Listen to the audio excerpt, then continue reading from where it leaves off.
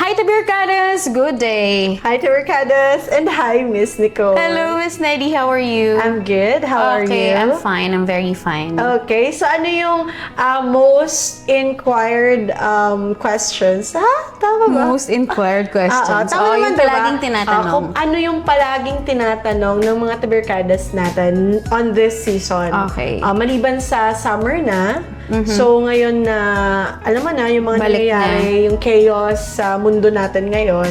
So ano yung mga mostly tinatanong? Okay. So, I'm having this question in mind and of course sa ating mga tabirkadas.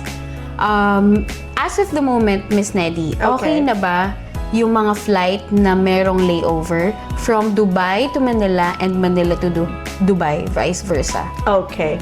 So, the question is, if okay lang na may layover? Yes. Okay. If okay na ba? Okay na ba? Okay. So, Kasi, sa lahat, kasi as of the moment, puro direct flight lang tayo. yes, oo. So, most of the airlines na nagkikater lang is yung Emirates lang, Correct. which is yun lang yung confirmed. Based doon sa, alam mo na, yung kasalukuyang nangyayari sa mundo. Correct. So, ngayon, bigay naman na sila ng travel advisory, no? Yung specific airlines na Qatar Airways, Saudi Airlines, meron ng mga available. Gulf Air, meron na silang advisory that they are catering na ng mga flights from Dubai to Manila with a certain hours of layovers on their country.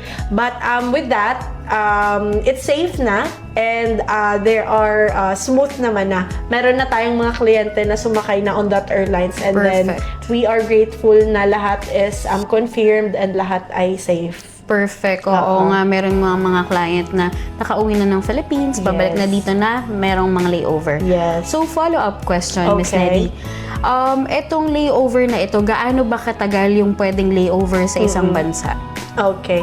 So, on that certain airlines, there is a certain layovers. Meron tayo Saudi Airlines. We are allowed to have a layover doon sa country nila, maximum of 12 hours. But then, there's always a discretion on the immigration. Correct. Kasi on that certain number of hours na magsistay tayo longer sa country nila, of course, meron yung immigration checking. I-check din nila yung, alam mo yun, credibility or yung qualification ng pagiging isang passenger. Aside from that, meron tayong available na Qatar Airways, no? So, Qatar Airways, as long as less than 5 hours, guys, or less than 6 hours, they're fine with that. And we have this Gulf Air, the same with Qatar Airways. But then, we are allowed to have a layover on that certain countries, pero they have, again, there is a discretion. Correct. Meron kasing times na katulad ng Air India, may times na may Medyo layover ka mahaba. lang, 4 hours, may ibang immigration na nagche-check sa passengers na they need to comply a transit visa.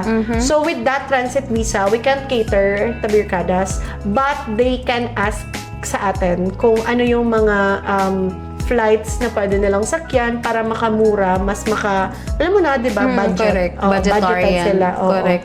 So, with that, kung gusto nyo ng longer na layover, then hindi siya sa Asian country, they can ask na lang sa Correct. atin. And then, we can give the option naman kung ano yung pasok, kung saan sila pwede.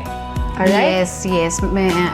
Meron pa akong follow-up question. Is that okay with you? Yeah, sure. Okay. So, Miss Neddy, meron na tayong merong layover ng mga flights. So, ang kadalasan tinatanong pa din ng mga kababayan natin or yung mga clients, yung bagahe, saan na makukuha after nila mag-flight? Okay, for that question, no, the check-in baggage, basically, makukuha na siya kung saan talaga yung final destination mo. Okay. Yes. Pero if ever naman, depende siya eh. May times kasi na meron ka katulad ng Cebu Pacific. Okay. So I'll just mention the airlines. Pag meron silang domestic flight, based on my experience and the Okay. other experience of my clients, they need to get the baggage from Kinukuha. international then transfer to domestic.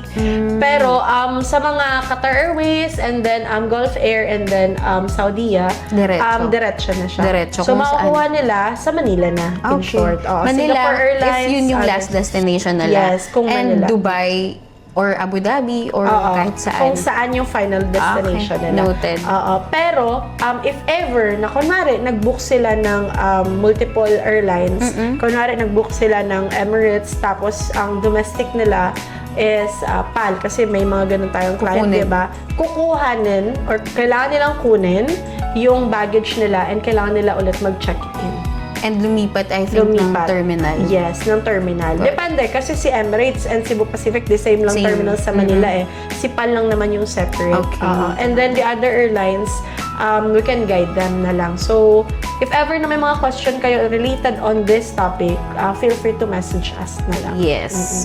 Alright, so I think I've answered. Yes, all the Miss Nadi, questions. thank you so much for answering all of my questions. Alright. Ayan, maraming salamat po, Tabirkadas. And thank you, Miss Nadi. Thank you. And if you have any questions, don't be hesitate to drop your comment here in our comment box below. Thank you.